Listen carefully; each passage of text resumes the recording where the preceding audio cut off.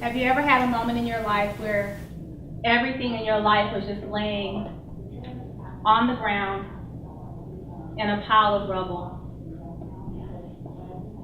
Your hopes, your dreams, the things you thought about, the things that were important, the things you had planned for,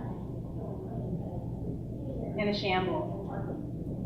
So you can open your eyes, and I just want to share just a brief timeline with you to show you that I've been there more times than I can imagine and more times really than I can count. And so at 28, I was getting married to the military, becoming a military spouse. At 28, I thought I was an old maid, that I was late to the party. Imagine how I feel at 48 today. But I was late to the party and getting married and not really sure what that meant in terms of becoming a military spouse. What happens to my dreams now? What about all the plans I'd made? Where do I go from here? And then at 29, I was being laid off from my first job here on Pope, as a matter of fact, down the street at the controller's office. And I decided to go back to school and pursue a master's degree. At 35, my marriage was ending in a divorce. I was healing from a suicide attempt. I was going into the Army Reserve. And I spent the next 5 years trying to figure out who I was. At 40, I married the love of my life, Dalton. And I became a mother to a mom to Miles, who was 10 at the time. And I was leaving at that point my $80,000 a year job, which was my dream job, my dream career here on Fort Bragg. And I took a leap of faith to become a full-time Christian life coach, a motivational speaker, and an author of my first book. So today at 48, I can definitely say I'm starting over again, another chapter, another journey, another reinvention of myself. And I share all that because that's what we do as spouses, that's what we do as women. We take our stones, we take our pile of rubble, we take our rocks, and we just constantly rebuild and reinvent ourselves. And I think if we can get into that mindset of reinvention and have a place of expectation in that, it'll be an exciting thing every time we start over. Can we agree to think about that, consider that? Authenticity is when you come from a place of truth and a place of honesty, the real you. Grace is when you give honor to something or to someone, or you hold it in high esteem. And passion is when you intensely and enthusiastically pursue something. And so today, as a spouse, as a wife, as a business owner, as having had a career, I want to speak to you about that place in you of intensely and enthusiastically pursuing with honor and high regard the truth of who you are personally so that it resonates professionally. Hey guys, what do you think I should do? And then I will follow that. Or people telling me, Patrice, this is what you should do, and I would do that. Or I chase the money. $80,000 a year. I hated every day of that job. I got on my knees in a public bathroom and begged God to fire me every day. And so the money isn't it. Sometimes I settle because, well, maybe this is the best I'm going to get. Not taking the time to go inside and figure out what I really wanted. And that's what I want to leave you with today. I want you to think about, you can't necessarily do it all in a way that is really resonant or reflective in this moment, but I want you to think about as you go back home and as you're sitting still, what is it that you really want? Do you want a career? Or do you just want to stay home and kiss your sweet baby and raise your kids? Do you really want to start a business, or would you rather start a nonprofit or have a passion project? It's really important that you do what's in your heart at this moment in your life, so that when you look back, you don't have regret. And so that's where we're coming from today. With awareness, what's important is where I am in my life now, and I want to share this with you, is a place of getting still. Because often we're constantly going, constantly doing, constantly thinking, always planning. Always planning.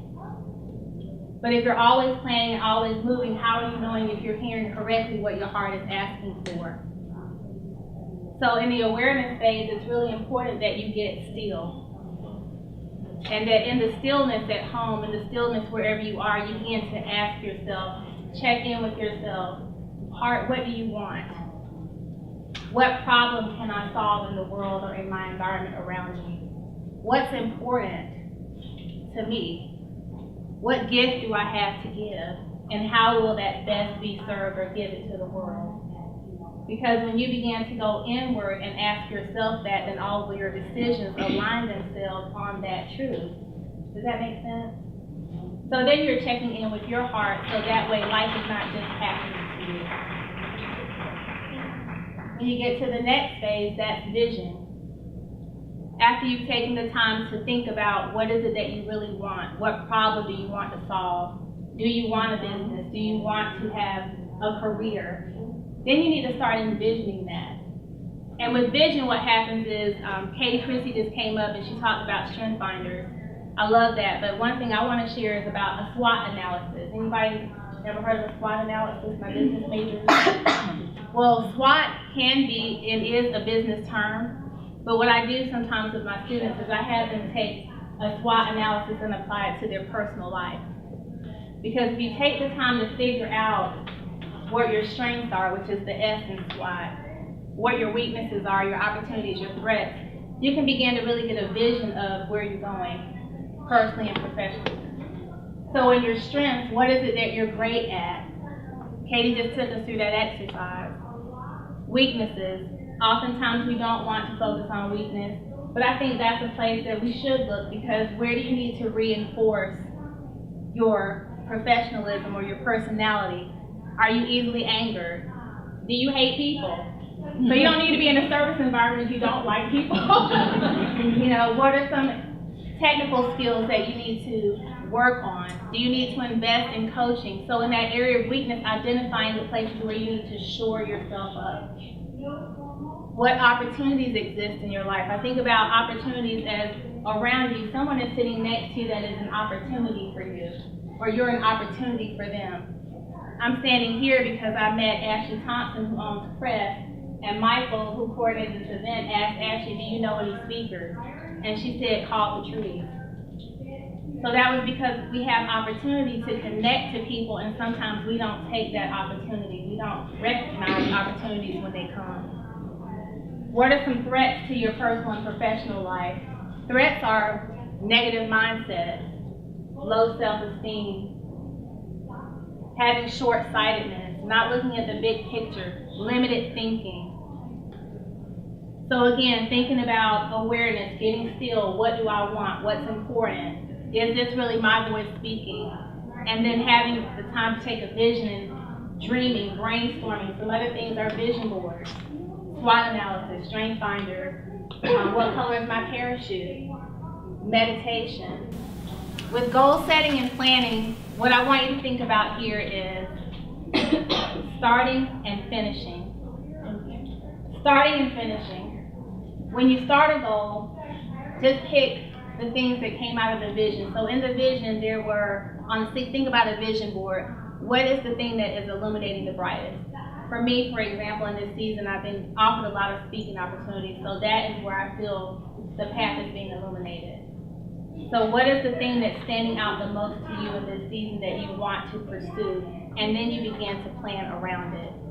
But it's important that you just start, and oftentimes I failed to start because I was afraid of choosing incorrectly, of making the wrong decision. But I want to give you permission today that if you choose and you realize that it's not the thing for you, give yourself permission to get off the ride. Give yourself permission to shift gears. Give yourself permission to put a period at the end of the sentence and start a new paragraph, so that you don't become stuck in inactivity and not doing anything. So just start. And then after you start, I encourage you in that to finish. And in finishing, what I want you to think about is thinking globally, thinking mobily, and acting locally. And what I mean by that is we are spouses. Some of us are on the downward spiral, so we're coming into retirement, but some of us are still going to be PCSing, ETSing. Some of us are dealing with wounded spouses. And so in that, you have to have mobility in your planning. So is this a career or a business that you can take with you when you leave? So thinking mobily. When I say think globally, think of the macro perspective of your life, so that way you don't become rooted in feeling that you're stuck in a certain place. So if you think globally, you think big picture. I'll grow into this vision. So don't feel like you have to have it all figured out. It's a big vision, so you're growing into it. And then acting locally, Katie Christie touched on it. She said, grow where you're planted. What can I do while I'm in Fayetteville, North Carolina, or at Fort Bragg to move my dream forward? Is it connecting? Is it networking? Is it getting an education? Is it just planning the business until I get to the next location? But do something. Don't just sit still. And if you are sitting still, then let it be because you're planning, not because you're stuck or afraid. What I have a vision of as I thought about us today is I see us standing with a rock in each hand. And it's not to throw it back at anyone, although that was part of the pop-up bubble. It's to use it and build a bridge. It's to use those rocks as a stepping stone. And so when those obstacles, dream killers, people that call your dream stupid or they don't support you, or they try to talk you down off of your dream, off the wall, those are obstacles. But again, that goes back to planning. How will I overcome these things? How will I walk around this wall? Will I use that rock to knock this thing out of the way? And being intentional. The fifth one is intentionality. So I read a book last year, it was excellent, by John Maxwell, and it was called Intentional Living. So when you live intentionally, you're doing things on purpose. You're not letting life just happen to you. You're showing up every day and you're thinking about your career, you're thinking about your dream, you're talking about your passion, you're living your business, and you're sharing it with everyone around you that is supportive so that you can continue to give it life, because as you speak something, it begins to manifest. Being intentional. And in closing, I just want to leave you with a quote.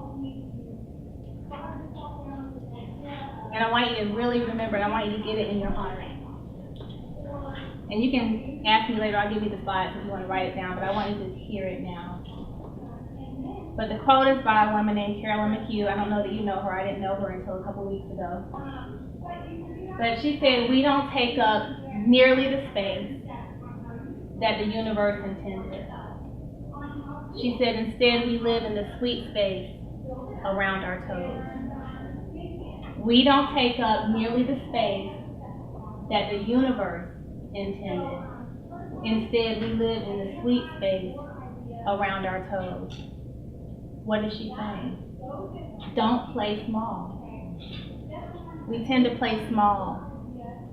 But I'm calling you out this morning. I'm calling you out today as a spouse. I'm calling you out as a wife, as a woman, as a business owner. I'm calling you out as a sister. To live out loud, to live big, to dream big, to go hard. Because there's so much space in the universe that there is no reason for us to play small. The world will make room for you. There's a scripture, and it's my favorite scripture. And it says that your gift, Proverbs 29:18, and it's also a wisdom verse. It says that your gift will make room for you and place you before great men and great women. And whether you're a believer or not in Christ, that doesn't matter. The truth still holds that if you do the thing that you're supposed to do, and you walk in the fullness of your gift, space will be made available to you in the universe. If you believe that, you intentionally act on it. Thank you so much. You guys have a good day.